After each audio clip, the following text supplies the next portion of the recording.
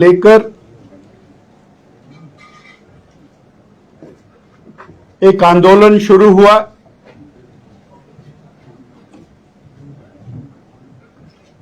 और वो आंदोलन छात्रों का आंदोलन था। राजनीतिक दल उस आंदोलन के हिस्सा नहीं थे।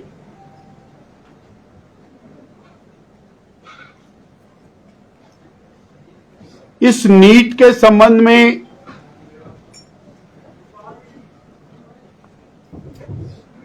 पहला और महत्वपूर्ण विषय यह है कि श्री नरेंद्र भाई मोदी की सरकार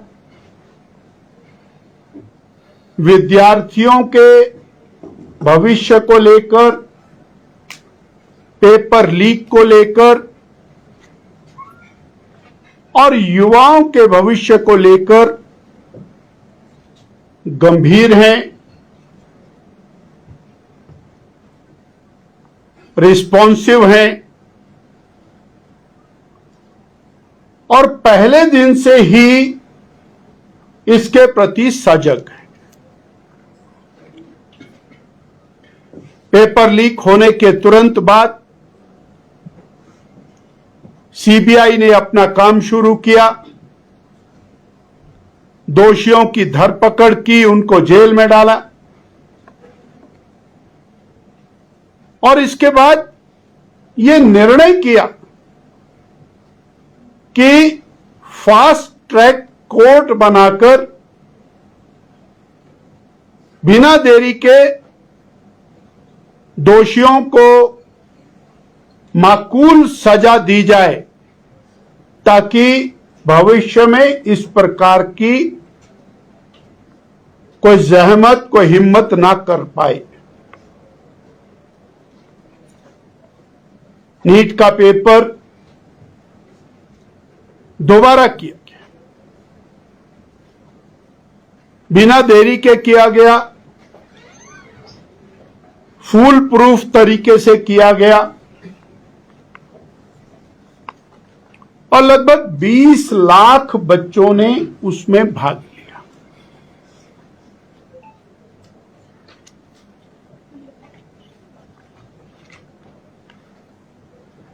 ग्यारह लाख से अधिक बच्चे उसमें उत्तीर्ण हुए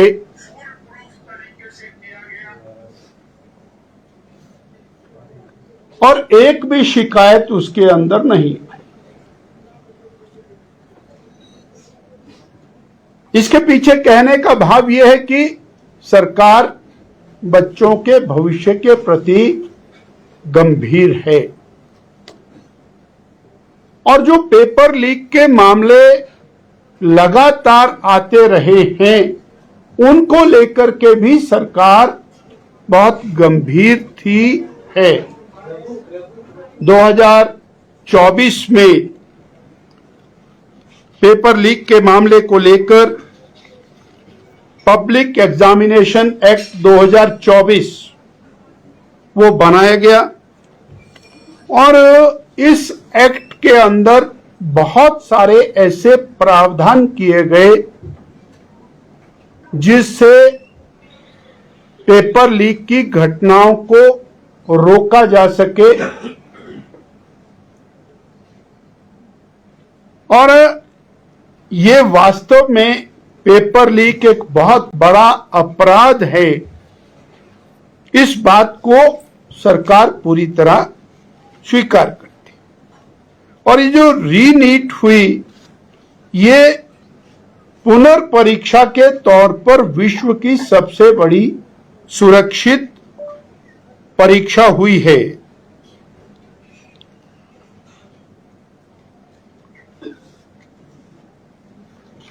ये जो आंदोलन छात्रों का रहा उसके प्रति सरकार पूरी तरह संवेदनशील रही,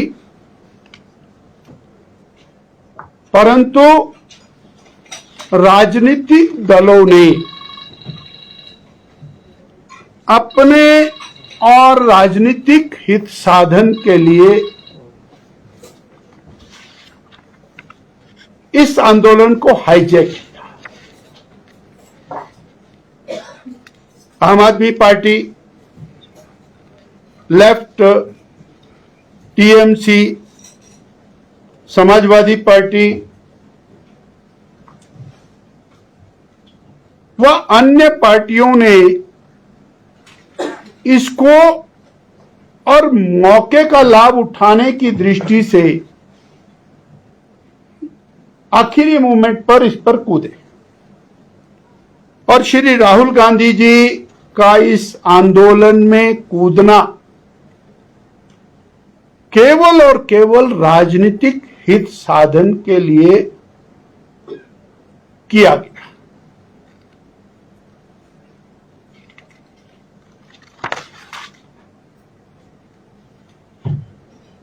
पार्लियामेंट शुरू हो रही, ये सबको मालूम है। पार्लियामेंट में बच्चों के भविष्य पर एग्जामिनेशन व अन्य विषयों के ऊपर माकूल चर्चा का स्थान है।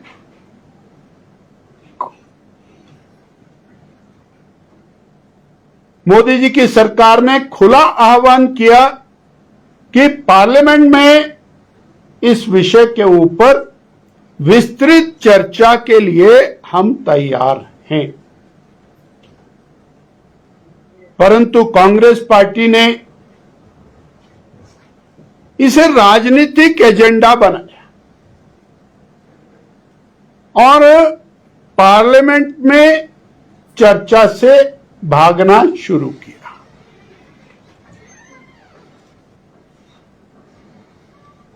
एक और जो गंभीर विषय है, सड़क पर आना, धरना देना, शांतिपूर्वक प्रदर्शन करना, यह हमारा लोकतांत्रिक अधिकार है,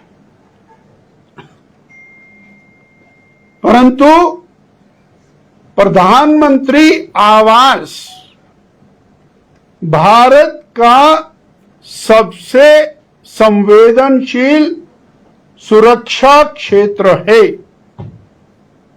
और वहां पर माननीय राहुल गांधी जी का प्रदर्शन करना, धरना देना, ये न केवल असंवैधानिक है अपितु भारत के प्रधानमंत्री की सुरक्षा के साथ खिलवाड़। और जिस बड़े स्थान पर वो विराजमान, लीडर ऑफ ऑपोजिशन का पद उनके पास, उनके द्वारा इस प्रकार का कार्य एक निंदनीय शब्द से पूरा नहीं होता। राष्ट्र के हित के साथ खिलवाड़ है।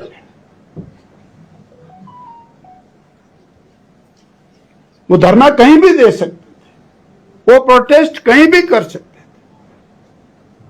वास्तव में तो पार्लियामेंट के बीच उनको चर्चा करनी चाहिए थी, क्योंकि उन्हें मालूम है जब चर्चा करेंगे तो चर्चा में वो मुंह की खाएंगे। कांग्रेस की सरकारों के दौरान, इंडी गठबंधन के सरकारों के दौरान 100 से अधिक बार पेपर लीक हुए।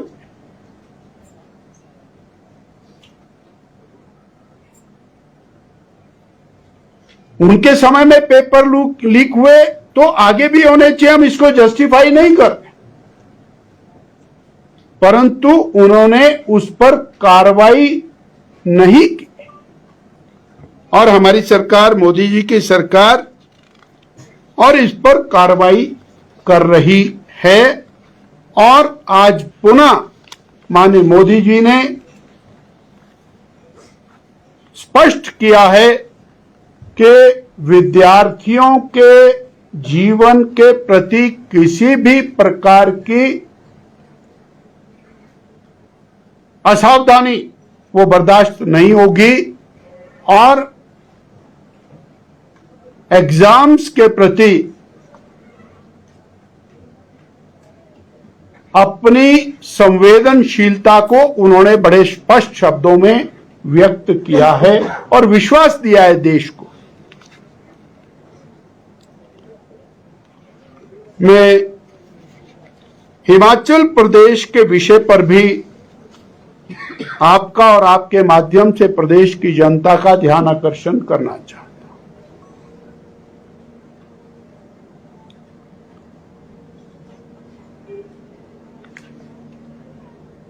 छात्रों का आंदोलन,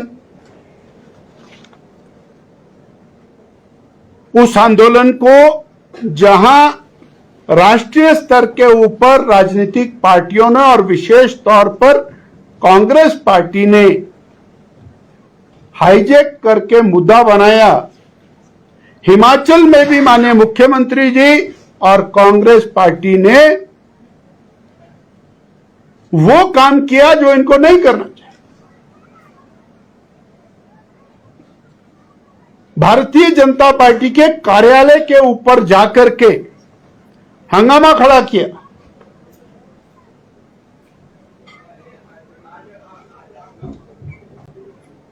और ये आज पहली बार नहीं हुआ, इससे पहले भी कांग्रेस के लोगों ने भारतीय जनता पार्टी के कार्यालय पर सुनियोजित हमला किया था, पथराव किया था, लाठियां भांजी थी और हमारे उस समय के माननीय मंडल अध्यक्ष उनकी आंख फोड़ दी। आज तक वो जीवन के उस अंधेरे के अंदर जी रहे हैं। और पिछले कल भी इसी प्रकार का हंगामा खड़े करने की नीयत से कांग्रेस पार्टी ने भारतीय जनता पार्टी कार्यालय के ऊपर हंगामा खड़ा किया। काश भारतीय जनता पार्टी के कार्यकर्ता बीच में ना होते तो क्या स्थिति, कौन सा लाभ उठाना चाहते हैं भारतीय जनता पार्टी के कार्यालय पर जाकर के। मैं सीधा सीधा आरोप लगा रहा हूं माननीय मुख्यमंत्री के ऊपर और कांग्रेस पार्टी के ऊपर। 4 साल से प्रदेश का बेड़ा गर्क किया है और अपने भ्रष्टाचार को छुपाने के लिए बेरोजगारों के साथ, बेरोजगार युवकों के साथ जो इन्होंने शोषण किया है, अन्याय किया, जो इन्होंने भाई भतीजावाद और मित्रों की सरकार चलाई है, उस पाप को छुपाने के लिए, ये नौटंकी करने के लिए गवर्नर साहब के वहां पहुंचे और भारतीय जनता पार्टी के कार्यालय पर पहुंचे। 4 साल से प्रदेश में कांग्रेस की सरकार, कहा तो कहते थे 1 लाख बेरोजगार पढ़े लिखे युवकों को हम सरकारी नौकरी देंगे, पक्की नौकरी देंगे, 58 साल वाली नौकरी देंगे, पेंशन वाली नौकरी देंगे। अब नौकरी गिने चुने भाई भतीजों के लिए है, बाकियों के लिए तो कोई नौकरी नहीं है। आज तुम बेरोजगार युवकों की आवाज बुलंद करने बीजेपी कार्यालय पर गए थे क्या? प्रदेश के युवक जानना चाहते हैं 5 लाख रोजगार कहां गए और 1 लाख सरकारी नौकरी कहां गई। बीजेपी से सवाल पूछ रहे हो, सरकार तुम्हारी। इसलिए ये सरकार जो प्रदेश की जनता के साथ अन्याय कर रही है, शोषण कर रही है, वो सरकार आज अपना जो पाप का घड़ा इनका भर गया है उसको छुपाने के लिए भारतीय जनता पार्टी कार्यालय के ऊपर पहुंची। भारतीय जनता पार्टी इसकी कड़े शब्दों में निंदा करती है और प्रदेश के किसी भी व्यक्ति ने इसको और सही परिप्रेक्ष्य में नहीं माना है।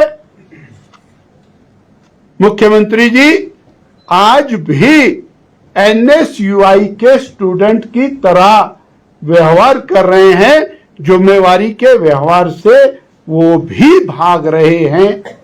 इतना मुझे आज आपके सामने रख। धन्यवाद। सर, जो दिल्ली में ये प्रोटेस्ट चल रहा है डॉक्टर जनता पार्टी का, आप इसे किस तरह से देखते हैं? क्या ये सही है या गलत है? और दूसरी चीज जो मांग की जा रही है कि अकाउंटेबिलिटी सेट नहीं होगी, उसको लेकर आपका क्या कहना है? शांतिपूर्वक प्रदर्शन करना, धरना करना, यह हमारा मौलिक अधिकार है, परंतु उपद्रव कहां से हुआ? 100 से ज्यादा पुलिस वाले अस्पताल में दाखिल है। पथराव कहां से हुआ? सरकारी वाहनों को तोड़ दिया गया। अर्थात कुछ ऐसी शक्तियां पीछे से काम कर रही हैं जिन्होंने और उपद्रव की रचना की। इसलिए शांतिपूर्वक प्रदर्शन जो कर रहे हैं, हमने पहले कहा, छात्रों के भविष्य के प्रति केंद्र सरकार पूरी तरह गंभीर है और उनके प्रति चिंतित है। बहुत सारी योजनाएं मोदी जी ने छात्रों के लिए और बेरोजगार युवकों के लिए बनाई हैं, जिसकी डिटेल में मैं नहीं जाऊंगा, जिसका लाभ छात्र उठा रहे। तो क्या कांग्रेस का राजभवन के बाहर जो प्रदर्शन हुआ और आपके पार्टी ऑफिस के बाहर जो प्रदर्शन हुआ, आप उसको भी यही मानते हैं कि उपद्रव करने का प्रयास कांग्रेस कर रही थी? हिमाचल प्रदेश में 4 साल आपने और 6 लाख बेरोजगारों को जो ठगा है, वो आज सरकार से सवाल पूछ रहे। जो आपने भाई भतीजावाद और मित्रों की सरकार चलाई, वो जनता आपसे सवाल पूछ। आपने बिजली के दाम बढ़ाए हैं, आपने और सीमेंट के दाम बढ़ाए हैं, आपने जनता का जीना बेहाल किया है। आपने संस्थानों पर तालाबंदी किए। सो अपनी जो आपकी सरकार फेल हुई है, उस फेलियर्स को छुपाने के लिए आप और सेक्रेटेरिएट से उठे और राजभवन के बाहर पहुंच गए एक मुद्दा बनाने के लिए। और बीजेपी कार्यालय के बाहर प्रदर्शन करने का कौन सा औचित्य था आपका? बताएं जरा। बीजेपी कार्यालय के बाहर जाने का कौन सा आपका कारण था? बताना चाहिए। पहले भी गए, आपने वहां पर दंगा किया, हमारे बिल्डिंग को तोड़ा फोड़ा, हमारे लोगों के ऊपर लाठीचार्ज टाइप का आपने किया, पथराव किया। तो कल क्या करने गए थे आप? केवल जनता का ध्यान बटाने के लिए। 4 साल से कांग्रेस की सरकार है, जवाबदेही कांग्रेस की है, और तुम बीजेपी के दफ्तर पर जा रहे हो। बिंदल जी, 2 सवाल हैं। पहला, आपने कहा कि जो प्रदर्शनकारी पीएम आवास के बाहर पहुंच गए थे, वो सुरक्षा में बहुत बड़ी सेंध थी। तो 12 मई 2013 को जब अनुराग ठाकुर, मैंने नहीं कहा कि वो सुरक्षा में सेंध थी, आप पूछ रहे सुरक्षा में आपने कहा ना। मैंने कहा राहुल गांधी जी प्रधानमंत्री आवास के बाहर धरने पर बैठना ये अलोकतांत्रिक है, और प्रधानमंत्री आवास भारत का सबसे सुरक्षित क्षेत्र है, और वहां पर उनका जाना ये निंदा योग्य है। और देखिए, सवाल आपसे इसी से जुड़ा था कि जब 12 मई 2013 को तत्कालीन भाजयुमो के राष्ट्रीय अध्यक्ष अनुराग सिंह ठाकुर ने जब पीएम आवास के बाहर धरना प्रदर्शन किया था, आप उसको भी अनैतिक और असंवैधानिक मानते हैं? और दूसरा सवाल विषय से थोड़ा हटके है, आपकी पार्टी के नेता होशियार सिंह के खिलाफ FIR हुई है विजिलेंस में, आप इस पूरे मसले को किस तरह देखते हैं? वैसे आज मैं नहीं चाह रहा था क्योंकि विषय ये गंभीर है। प्रदेश की कांग्रेस सरकार विरोधियों के प्रति प्रताड़ना, राजनीतिक विरोधियों को प्रताड़ित करने का कोई मौका नहीं छोड़ रही है और उसी कड़ी में ये भी एक राजनीतिक प्रताड़ना है।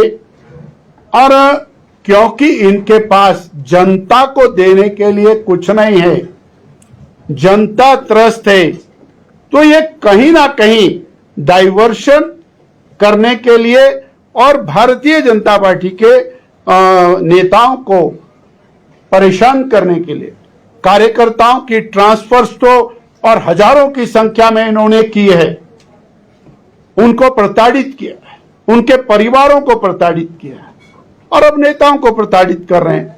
तो वो इनकी रीति नीति है और 2027 में प्रदेश की जनता इसका जवाब ठीक ठाक दे देगी।